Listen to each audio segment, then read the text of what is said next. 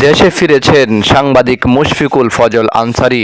বৃহস্পতিবার বিকেলে একটি ফ্লাইটে তিনি যুক্তরাষ্ট্র থেকে ঢাকায় শাহজালাল আন্তর্জাতিক বিমানবন্দরে নামেন।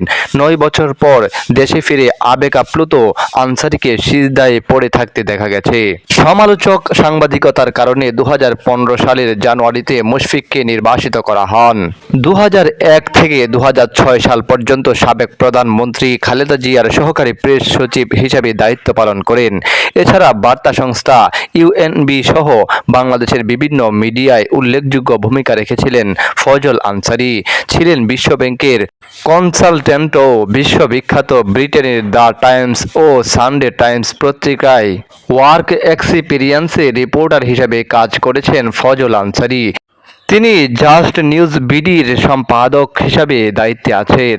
রাষ্ট্রীয় টেলিভিশন বিটিভিতে একটি অনুষ্ঠানের সঞ্চালনা করতেন তিনি। পাশাপাশি এনটিভিতে জনপ্রিয় টিভি অনুষ্ঠানেও হোস্ট ছিলেন আনসারী। দৈনিক ইত্তেফাকের কূটনৈতিক প্রতিবেদক ছিলেন আনসারী।